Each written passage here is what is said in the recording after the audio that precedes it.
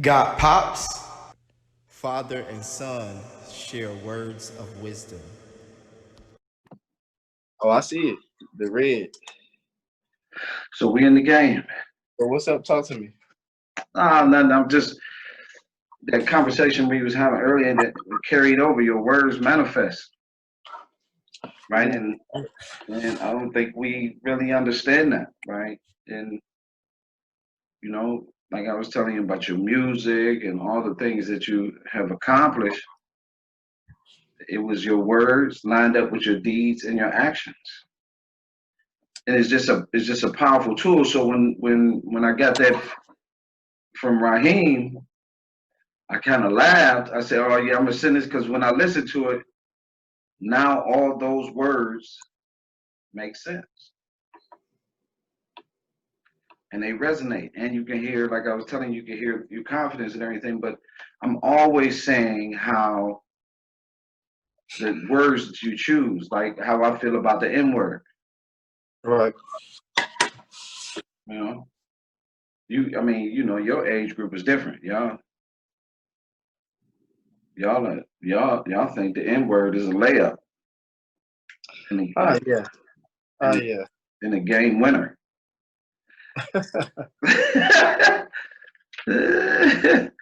And then people think that, even that, like, man, who are you? Like, I'm not getting ready to defend a word that was given to you for your detriment and use it. It's just me. Use Right. it how you want. Right. You know, that's how you want to do it. I just, that was just me. So how was work? Work is cool, man. Um.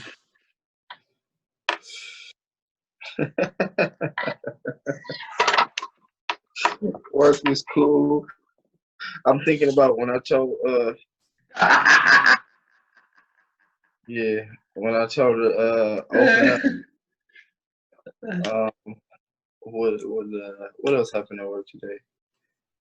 Um. Oh, okay. So there was this shorty there, and by shorty I mean she literally was short. Uh, and I asked her, I said, "So what's your name?" And she said, "My name is Nella." And I said, "Oh, like vanilla?" And she was like, "Yeah." I was like, "Oh, that's what's up." So I went and got my milk, brought it back. I said, "You know what's funny?" I said, my name I've been referenced to as vanilla too because of my complexion. This was a white girl. Right. She said, "Oh, okay." I said, "Yep," but I wanted her to feel like that was my purpose. I just messing with her. I Right. knew I knew she wasn't gonna know what to say to Right. She's that. like, oh, who is this beige baby you talk about vanilla? Right, right. Right. And then I mean I was just having fun today, man. It was a breezy day, man. It's nice outside, so I was having a little fun. Yeah, so it was smooth. And peace. I just like how, you know, when it's a good day, you can hear lawnmowers, Hmm. right? Everybody, like we rocking the COVID beard and hair, and Hmm. no, I got the COVID fro. Hmm. It don't look that bad, by the way. No, no, no, because you know it just don't look that bad. Don't nothing look bad on me, brother. Right. But um, but isn't like we were talking about that word trust, right? And I can't recall one. I believe it. I sent it to you.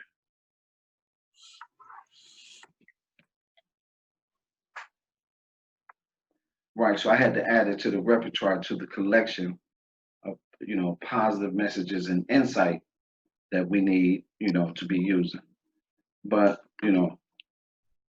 it's parents have to trust their kids with decisions that they mimic Oh, that they mimic in front of their kids, right?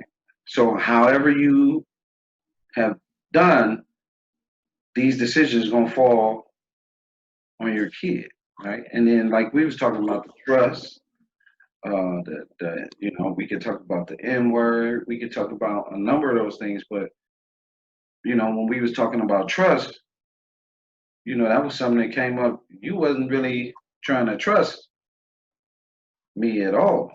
Like trust you. No, hell no.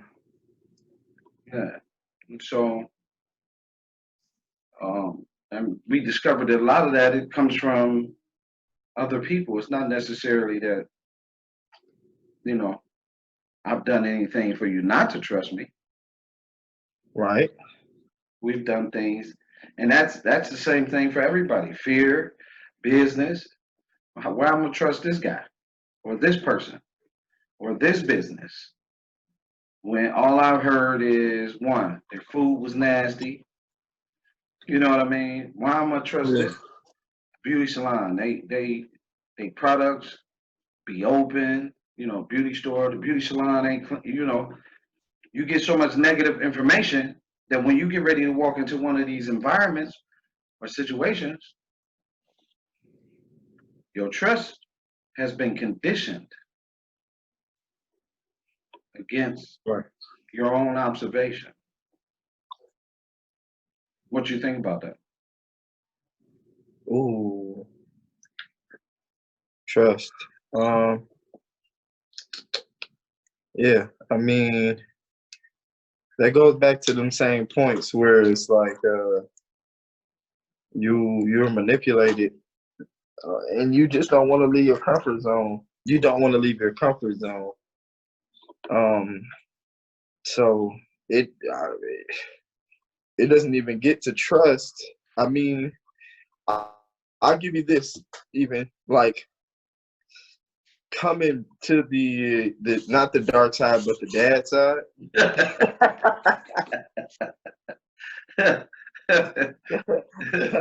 coming Right. coming to the dad side, Right.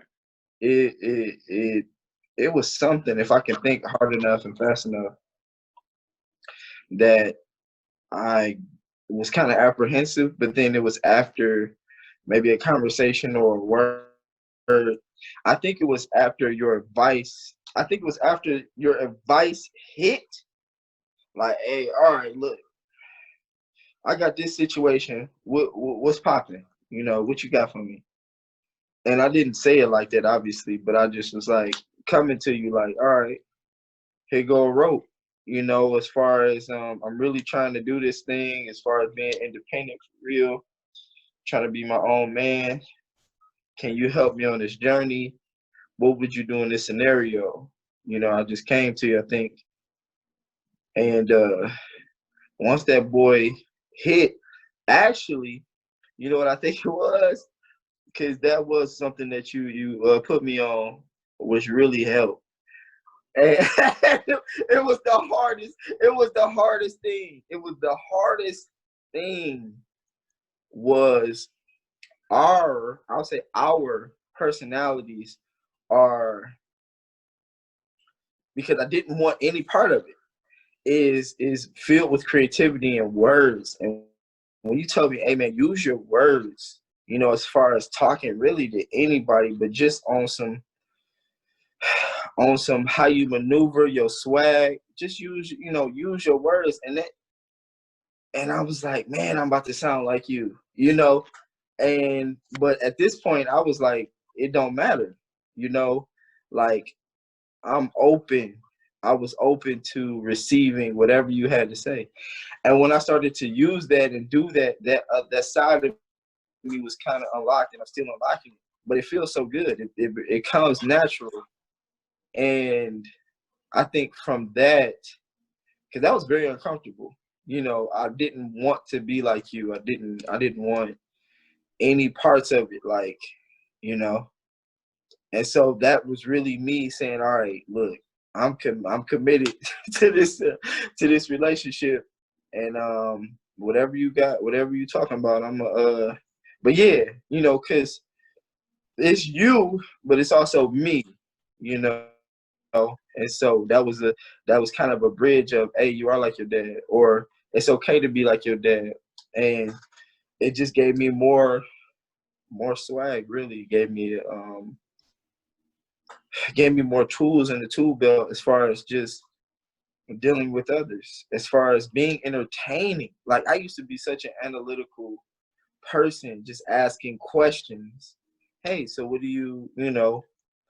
And it's like, I always, well, I don't even know if I felt that way, but I always wanted to be more entertaining, like just in general. And I know people might think I'm funny, like naturally, but I'm just talking about on an overall. Like, I want to be entertained, even with myself. I want to entertain myself. And so, your personality has that, and so do I. Honestly, you have that in your personality, and it took that long, man. It took me just accepting who I am.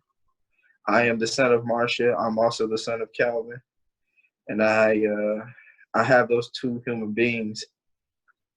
As far as personality, they came together, and so, what's up? But yeah, you was there, man. You was there. I mean, you didn't have any remorse or, Well, no, but the part about trust, right? So when you mentoring kids, right? You see all these kids, and we got all these, you got a bunch of kids. Like when we had the 350 boys, right? So we got 350 different personalities in the building, 250 personalities in the building, right? And it's three of us, and the we have survived with very little resources, right? Like, if we had major support, like the 250 be on a completely different path, because we'd have the resources to really invest in the 250 and move them fully. But right away, you recognize in children, when you're working with people, you recognize in these young men, as I was telling you, that who's made up of love and who's not.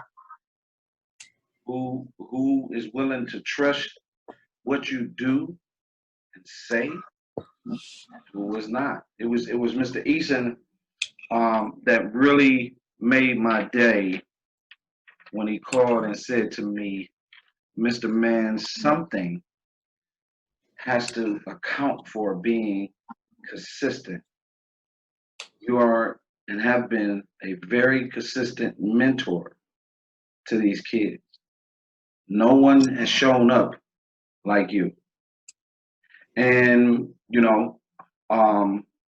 I just thought I should tell you that. And so when I'm telling you this, and that's when, I found out about, the information, but when you don't have, like, and this is for men that might not have the materialism. So you might not have a car.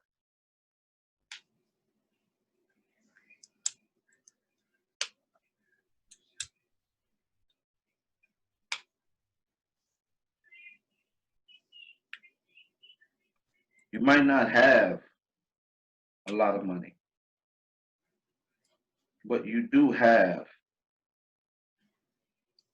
time. You do have an ear to listen. You do have emotion to give them. You can hug them, and you can trust them. And in trusting them and in trusting the process, that's how you're able to move in mentoring. Have we been able to be successful and be involved in helping? And as you say, you can't believe you watch so many kids develop that you never thought could develop. It's because of that ingredients. So some fathers, they don't have the materialism.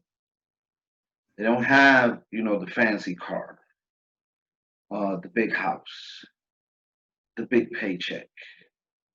But what they do have is faith and trust and time. and hugs and verbal hugs and encouragement.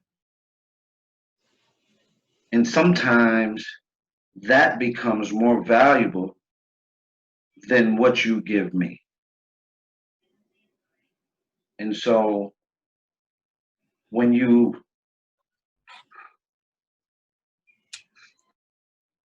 see your kids a certain way, fathers, it's a quote, says,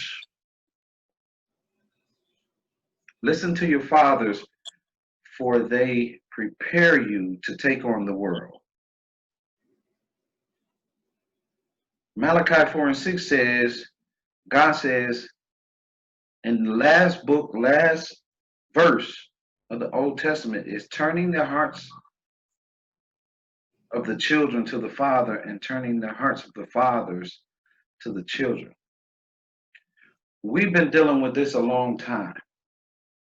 What we want for you, and all I really wanted for you, was for you to become you. That's it. Whatever that looked like, we was going to be, I'm in it to be supportive, to encourage you, to tell you, I'm proud of you, right? But sometimes we get tore up so bad that we don't know. That's another trust factor in just trusting ourselves. And what you did by trusting me was you trusted yourself with the decision that you could trust me and that you could listen to me. And it's a part of you that always wanted those answers, and that happens to a lot of young men, children, period. But sometimes they don't get that. They don't get the answer. We're fortunate enough to even have an answer in a relationship. Because if you leave it up to people that's hurt or want to hurt you, they wouldn't want you to have a relationship. And that's a big dynamic, right? Because it's easier for me to be hurting and dog you and push you away than for me to really care and deal with that other stuff. So trust is a big thing. It's in your relationships. Trust is a big thing because you got to earn that. And once you earn it, you don't want to blow it. And you can blow it in a second with someone that's very fragile or someone that's hurt. So I understand, like I told you earlier, I understand how, where he's at, where Keith is at. I do. When he comes in, this is all he's going to get. He's going to get the very best that I have to offer. When he opens up to that, that's what he gets. This is what I have to offer at this time. And so that's more, and it's very, very valuable. So, So yeah, trust is that's a big deal. You know what I mean? That's a big deal. It's in everything.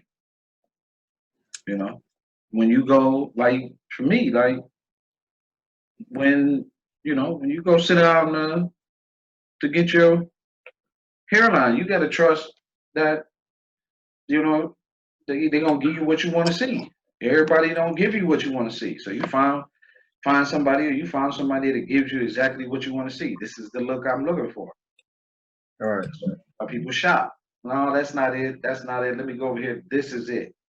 This is where I like it at. You cut it exactly how I want it. Right? And that's another trust factor. When you go get your clothes, when you shop at the various stores, I'm trusting. When you talk to your friends, and I'm on the phone with my friends, I'm trusting that you value this relationship. That, when I'm talking to you, I just want to be talking to you. Like we had that conversation, like, Dad, I was just talking to you. I didn't want you to, okay, I understand that now. That was a growth piece for us. Right. So. Yeah, but like you were saying,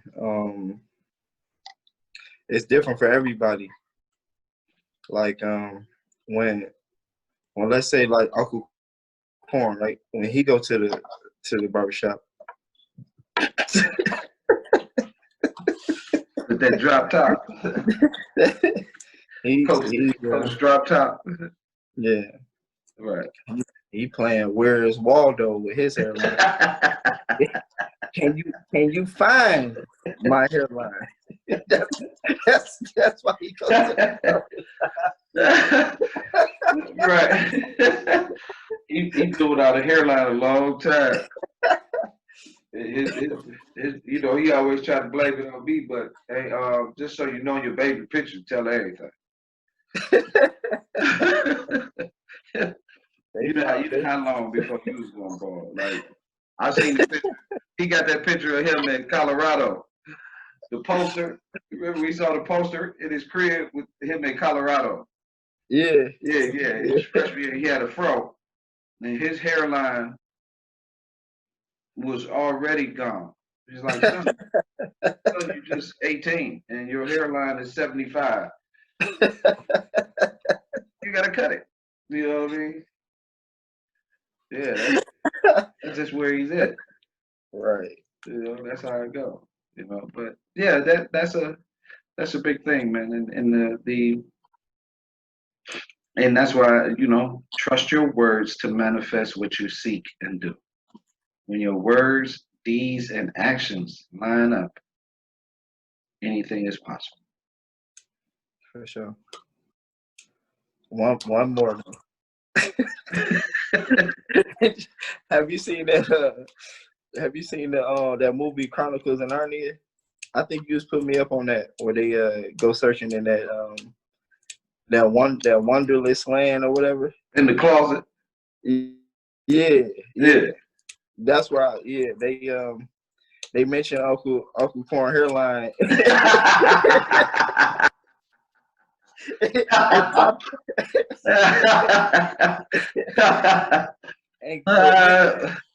and Cordell's hairline. Right.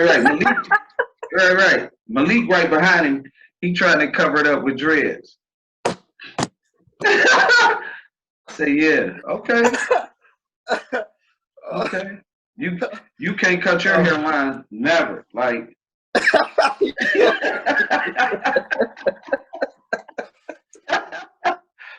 Right. Nope. You go to the barber. It's like, don't touch that. That bang on my forehead comes with a pistol. Don't touch that bang. That's real. Oh man. For real. Can you believe that though? And Malik literally is at Purdue. That's incredible, man. And what's crazy about that is they both chose the same colors for school. Colorado and Purdue are the same colors. Yeah. That's crazy. That is. That is crazy. That's a crazy accomplishment. D1 that's amazing. Man. That's big boy ball for sure. Yeah, it's amazing. And he worked hard. So, you know, that's a gift. His daddy worked hard. He got that for sure. He is a hard worker. You can't take that away from him. You can see it in everything. Every time he come off, you can see it in him. So that's what's up. Yeah. Did he get that dual boy? Yeah, he going for both. That's crazy. I'm telling you, I believe it's just me. Mm-hmm. That hoop gonna have his football game crazy. Crazy. Yeah. Dude don't be playing. And I just think that's just gonna have his game. And the great part about it is he's a great kid, man. For sure. This ain't no, you know what I mean? That's the same thing like I was saying about, you know, Raheem. These are great, rounded human beings. They not out here on the egotistical, make you feel. They really open and good quality young men. And that's what you want. I mean, you go 4 years, you get your degree. Hey, anything after that is a plus. If you can win and get something after that, God bless you. You have officially moved to a whole nother level in the game. Yeah, that's crazy, man. That's crazy. That's gonna be exciting to watch too. Oh, we gotta go. You know, we gotta go to that. We gotta go to that. No question. Yeah, I'm there. Like we are in Indiana for sure. We going to that. We got to. Come on, man. That ain't nothing but a hip scotch. A That hop, is. skip, and a jump. I said a hip Oh scotch. man. A hop, That's why skip. we doing what we doing. I'm trying to be there. My weekends. Well, my weekends where I schedule. You know what I mean? That's what I'm for sure. That's what I want. Hey, you got to be it. Okay, yeah, but my nephew is playing, and I got to be there. I got to see that. Anyhow, you know, you miss too much when you got to be at a standard. To get a substandard life, you can do some other things. You know what I mean? When you next level to pay the whole nine, you got to. That's what I want. So I don't have to miss. I don't want to miss. You know what I mean? I always, you know, being Raheem, we talking about RVs and all that. Hey man, BA, we always talked about going to the grandkids games and RVs and like we got Right. yeah. So yeah, that's crazy. It is crazy. That's live though. D1.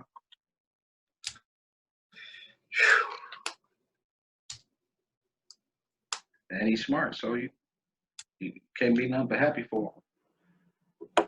Absolutely. Yeah, I'm just thinking of the level of competition. It's competitive out there. Yeah, but that's the problem with him. Like he didn't seen it all. So the problem is like I didn't check all the best hoopers Right. and got off on them. Right. So, you know, any more added to his game, any you know what I mean, football wise, I'm just like and they to me, you know how I would have used it, but that ain't my team. But him, oh yeah. Every third down, anything that's a quarterback threat, you would have saw that 6'6" frame coming across that line. I'm Right. putting right in front of the quarterback, but that's not what they wanted to do. But that most definitely what I'd have did.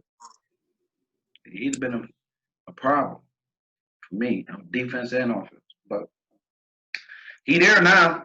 He on his way, and he got 4 years to make the best. Work hard, stay disciplined. You know, same thing. Raheem he might go early, January. So if he go in January, if he can make it in January, and he on that campus, they got a beast. He one of the hardest working kids I've seen in a long time. You know, I work with a lot of kids. He's a hard worker. He is a hard worker, That's and real, man. he business about it too. You know what I mean? Like that leadership piece, he got that. You know what I mean? So it's going down. Then we got some more coming behind him. So yeah, Yeah. it's what I love. I'm telling you. That's what's up. I love helping young men become what they are. You know, that's my passion. That's what's up. Yes, sir. Yep. So, what else on your mind? You staring at it? Well, no, I was just thinking about I heard Uncle Corn's hairline is a lieutenant general. I thought I blinked up to the right. And we talk about successes. We gotta salute the sergeant. Sergeant Cornell's hairline.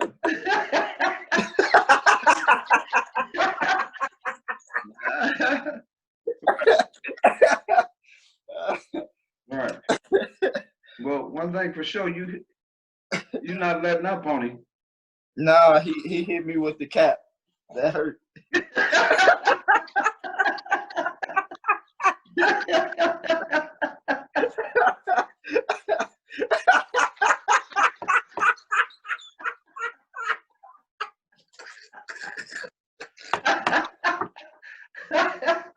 Oh,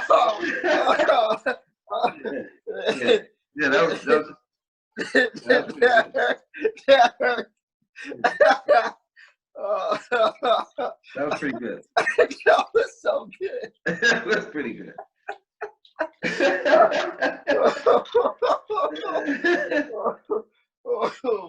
Oh, wee. Yeah. Yeah, that was a good one. So, That was pretty good. You couldn't do nothing but laugh when he laid that one out. oh man, oh man. Right. Yeah, that was pretty good. That was very good. Yeah.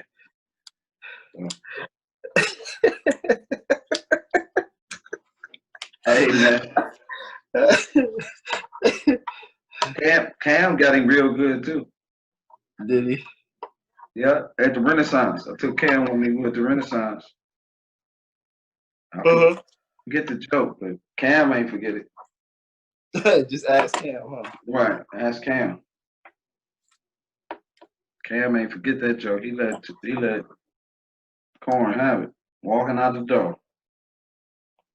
Fell out laughing.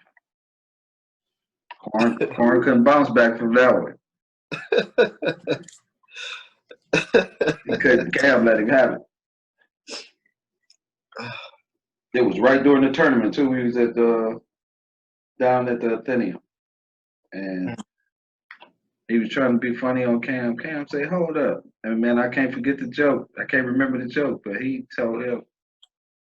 Talking about everybody fell out laughing.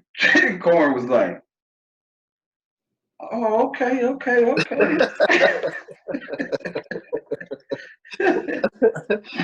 Damn, Cam remember that's his best joke. I'm sure he remembered. Man, everything to him. He's like, "Yeah, I got it, didn't I? I got it." I said, "Yeah, you got it." Yeah. So, all right. Let me. I got to get ready for this for my mentees at 6. All right. Yes, sir. Yes, sir.